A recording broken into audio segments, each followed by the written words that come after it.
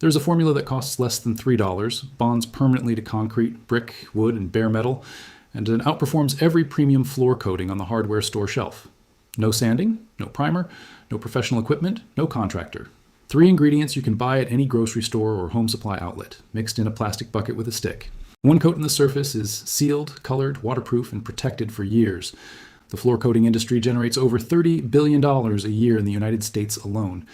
Industrial epoxy kits sell for $200 to $400. Professional concrete sealers run $80 to $150 per gallon. Garage floor coatings on television promise revolutionary chemistry and charge accordingly. None of them will tell you what construction workers in post-war Brazil already knew. None of them will print on their label what rural craftsmen across Latin America have mixed in tin cans for decades.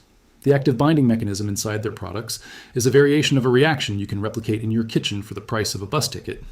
The formula is varnish, cement, and PVA glue. And the story of how it was discovered and buried under brand names is one of the most important suppressed stories in construction history. This is Fixvival. If this knowledge matters to you, subscribe now and hit the bell. This is where we open the vaults. Let me take you back to where this all begins. Not in a corporate research lab, not in a university chemistry department, in a construction site in Sao Paulo, Brazil, sometime in the early 1960s. Brazil was in the middle of one of the most aggressive urban construction booms in modern history. President Juscelino Kubitschek had just built an entire capital city from scratch in under 4 years. Brasilia rose from empty savanna on the back of a construction workforce that had no access to imported materials. What they had was ingenuity born from necessity. Workers on low-budget housing projects began experimenting with locally available materials. Untreated concrete absorbs moisture, stains instantly, crumbles at the surface under foot traffic, and turns gray with mold within a single rainy season. Smaller builders needed something that worked, cost nothing, and could be mixed on site. Someone discovered that varnish mixed with Portland cement created a compound with extraordinary adhesion properties. The result was a coating that did not sit on top of the concrete like a foreign layer waiting to peel. It became part of the concrete itself. The addition of PVA glue, which became widely available in Brazil during the 1960s, was the second breakthrough. The varnish provides penetration. The cement provides hardness. The PVA provides elasticity. 3 materials working together at an accessible cost. By the 1970s, the formula had spread through informal construction networks across Brazil, Colombia, Venezuela, Mexico, and Argentina. Mothers who watched floors get treated passed the knowledge to their daughters. Hardware store owners shared what they learned. This was not a patented technology. It was functional chemistry discovered by working people who needed a solution and had the patience to experiment. Now let me explain exactly why this works, because the chemistry behind it is more sophisticated than anything on the label of a $200 epoxy kit. The key is understanding what concrete actually is at the molecular level. Portland cement, when mixed with water and dried, forms a crystalline structure. This structure, called calcium silicate hydrate, is porous and full of microscopic capillaries that run through the entire depth of the slab. Those capillaries are the reason concrete stains so easily. They are also the reason the varnish cement formula bonds so permanently. When you apply the mixture, the liquid varnish wicks down into those capillaries by capillary action. It does not sit on the surface. It is physically drawn into the concrete matrix. As the mineral spirits evaporate, the alkyd resin polymerizes inside those channels over an 8-hour period. It cross-links with itself in the calcium silicate structure, forming a continuous polymer network physically anchored inside the concrete, not merely sitting on top. The cement particles in the formula serve a second function. Older concrete often has microcracks and surface voids where the original paste has weakened. The fresh cement in the formula fills those voids. Because it maintains an alkaline pH, it bonds chemically to the old matrix without interface failure. The PVA glue creates a polymer film that interpenetrates with the cured alkyd resin in the cement. This creates mechanical interlocking at the molecular scale.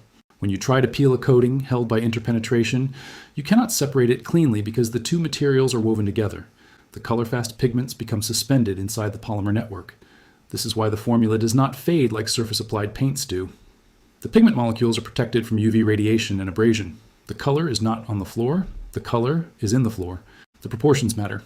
250 milliliters of varnish, 3 tablespoons of cement, 150 milliliters of PVA, and 20 grams of pigment. Adjust the pigment and you change the color. The structural chemistry remains constant regardless of color choice. Now, here is where the story takes a very dark turn. By 1980, the global floor coatings industry was already a multi-billion-dollar business built on a very specific economic model. That model required one fundamental condition to function. The coating must eventually fail. Think about that for a long moment. Every epoxy kit on the shelf has a documented service life of 3 to 7 years. Every manufacturer knows this. Every technical data sheet lists it. The failure is not a flaw in the product.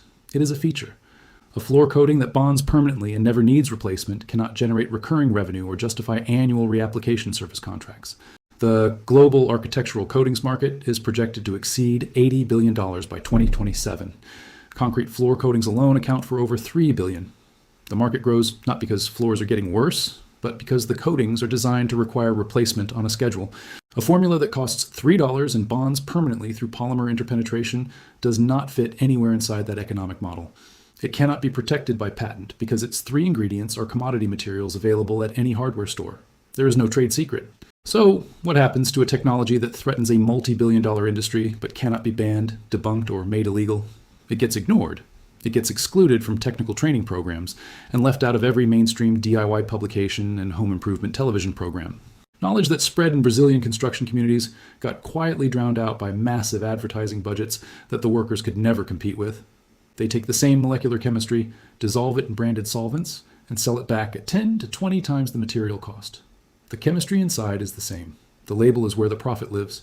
But here is what the industry did not account for. The people who discovered this formula were not chemists filing patents. They were builders solving problems. And their knowledge did not need a patent office to survive. It needed a neighbor willing to share. In 2019, a network of construction bloggers and informal building communities across Brazil began documenting the formula online for the first time. Videos demonstrating the mixture spread rapidly through Portuguese language YouTube channels focused on low-cost home improvement. Within 2 years, the technique had been demonstrated on concrete floors, exterior walls, terracotta tiles, brick facades, and wooden surfaces. The technique appeared in videos totaling tens of millions of views combined. Builders in rural communities across Mexico and Colombia who had used the formula for decades were suddenly finding their knowledge validated. Comments sections filled with variations, regional ingredient substitutions, and decades of accumulated field experience that no laboratory study had ever formally documented. In 2021, a materials engineering researcher in Rio de Janeiro published an informal study documenting the formula's adhesion strength. The homemade formula demonstrated superior adhesion in the pull-off test, the standard measure of how strongly a coating bonds to its substrate.